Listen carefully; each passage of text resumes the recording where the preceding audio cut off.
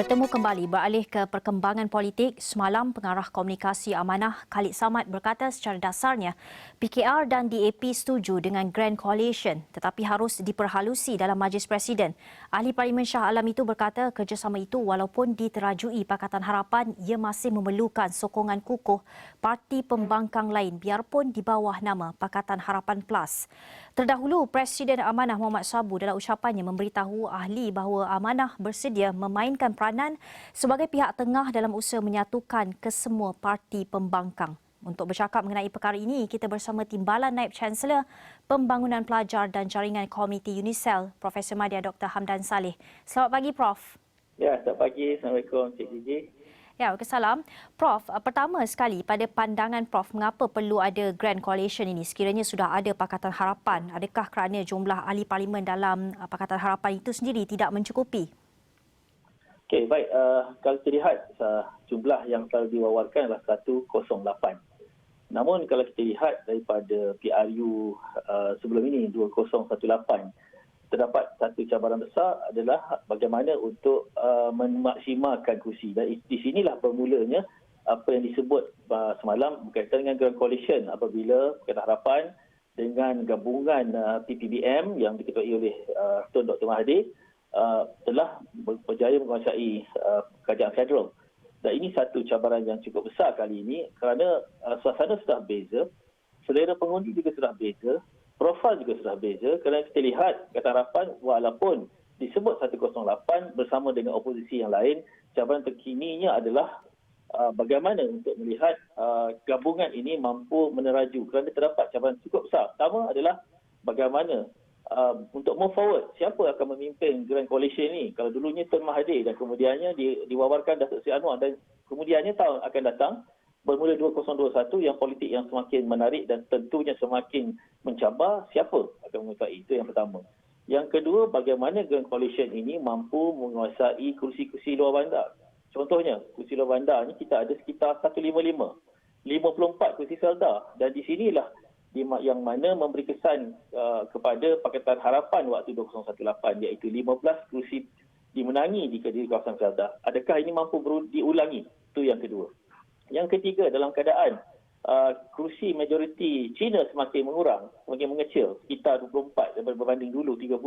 Bagaimana DAP nak move forward dalam Grand Coalition? Dan yang keempat, bagaimana kursi-kursi Borneo contohnya, yang mana kita ada 51 kursi Borneo, ini 51 kursi Borneo. Dan kursi inilah menjadi masalah kepada Pakatan Harapan dengan gabungan warisan yang cuma 8. Dan ini juga membawa kepada isu yang disebut semalam, bagaimana Amanah ingin mainkan peranan sebagai orang tengah.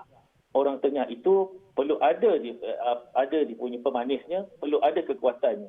Di sini antara cabaran terbesar Parti Amanah, yang mana andai kata untuk bukan saja menjadi orang tengah, bagaimana mengimbang kuasa PAS terutama di Pantai Timur, di Pahang, di Kelantan dan Terengganu. Banyak cabaran sebenarnya, ditambah pula dengan selera anak muda yang semakin menurun, banyak cabaran besar. Keadaan ini sudah menjadi satu masalah kepada Pakatan Harapan yang mana keadaan 2018 tidak boleh disamakan dengan keadaan 2021 akan datang ini. Ya.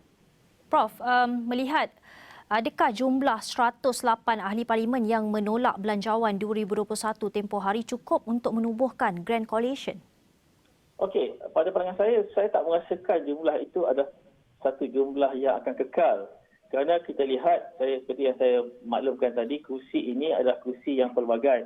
Datang kerana tadi 15 kursi Felda umpamanya, kursi-kursi protes dan sebagainya.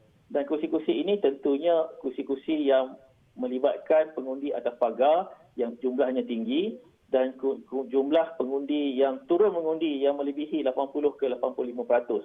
Adakah ini mampu berulang? Ini satu cabaran cukup besar bagi Pakatan Harapan atau Pakatan Plus. Bukan saja untuk Pakatan Harapan juga, tapi untuk bagi Pendidikan Nasional yang gabungan 12 parti yang juga kita boleh anggap sebagai Grand Coalition ini. Yang mana kursi-kursi ini adalah kursi yang kepelbagaiannya berbeza, selera pengundinya berbeza. Dan ini juga adalah satu yang perlu dilihat secara menyeluruh, secara holistik, dan juga perlu juga dilihat isu-isu yang dibawa daripada 2020 hingga 2021, political fatigue dan sebagainya, yang membawa kepada sukarnya untuk mengekalkan jumlah 108 ini, kerana kita nampak jumlah itu adalah jumlah yang walaupun nampak ada signifikannya, ada majoriti 3, ada majoriti 2 di Dewan Rakyat berdasarkan pengundian, tapi adakah jumlah ini benar-benar konklusif jika rakyat menjadi penentu pada pilihan raya akan datang? Ya, Prof, adakah masih perlu sinergi antara Tun Dr. Mahathir Mohamad dan juga Datuk Seri Anwar Ibrahim ketika ini? Okey, antara masalah utama, cabaran utama Pakatan Harapan ada 2 aspek yang kita boleh lihat sebenarnya. Yang pertama adalah siapa akan menarujui. Siapa akan menarujui akan datang. Kerana kita tak boleh ada 2 singa dalam satu bukit yang sama. Adakah ini akan siapa akan yang akan berkorban? Sama ada Datuk Seri Anwar Ibrahim atau Tun Dr. Mahathir. Namun masa yang sama Pakatan Harapan berhadapan dengan succession plan. Walaupun disebut di dalam apa yang disebut dalam muktamar kita panggil konvensyen amanah umpamanya, dan masa sama DAP juga ada isu-isu yang walaupun senyap tapi succession plan selepas Lee Kit Siang dan Lee Guo Eng, tapi siapa akan menguasai? Itu satu masalah cukup besar, dan itulah nama Datuk Seri Shafie Adab diangkat. Tapi adakah di Semenanjung boleh menerima? Itu yang keduanya apabila kita lihat bagaimana proses ini penyatuan itu. Oleh sebab itu, kalau anda kata nak disebut tentang Grand Coalition, tidak boleh sekadar merangkum parti sedia ada, DAP, Parti Keadilan, PKR dan juga Parti Amanah. Itu tidak cukup. Perlu ada Grand Coalition. Kalau disebut Grand Coalition hanya sekadar parti pembangkang, bagi pandangan saya tidak cukup akan untuk hingga boleh mengubah kerajaan yang ada. Hingga risikonya pun berlaku harm government dan sebagainya. Kerana pihak PN juga agak ada masalah tersendiri. Namun tidak cukup untuk parti yang ada dalam Pakatan Harapan atau Pakatan PH Plus ini untuk jumlah kursi, untuk mendapat kursi yang jumlah yang diperlukan untuk mengubah kerajaan. Kerana satu strategi baru perlu dilaksanakan. Seperti contoh kita ada apa berlaku seperti di Perak baru-baru ini. Dan Selangor sudah ada isu-isu pertembungan antara UMNO dan Bersatu. Sudah perlu ada penambahan coalition kalau pandai benar-benar nak jadikan coalition ini satu yang grand. Ya.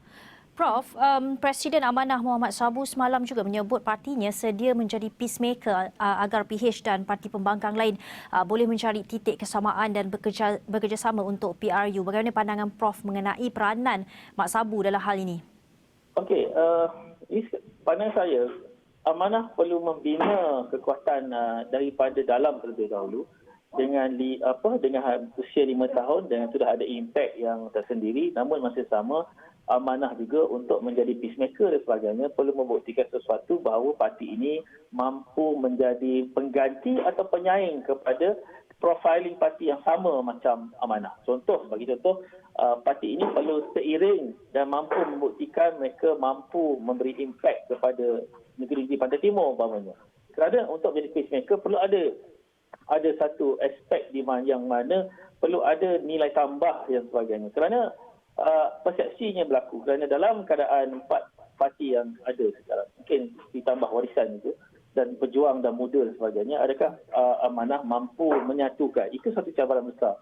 Dan parti yang mampu menyatukan atau menjadi peacemaker perlu menjadi parti yang dominan, perlu ada suara, perlu ada pengaruh yang tersendiri, perlu ada kawasan yang boleh dikatakan sebagai bastion atau kubu, dan ini akan memberi kesan kepada impact sebagai satu parti yang boleh dianggap sebagai peacemaker dan sebagainya. Jadi yang sama, mampukah Parti Amanah untuk menjadi peacemaker dan juga untuk menarik parti-parti lain yang di luar PH Plus untuk bersama-sama dengan coalition ini?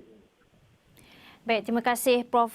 Itu tadi Profesor Madya Dr. Hamdan Saleh kerana sudi bersama Buletin Awani jam ini dalam bercakapkan mengenai Grand Coalition antara Amanah, antara PKR dan DAP yang telah dikatakan oleh pengarah komunikasi Amanah Khalid Samad semalam.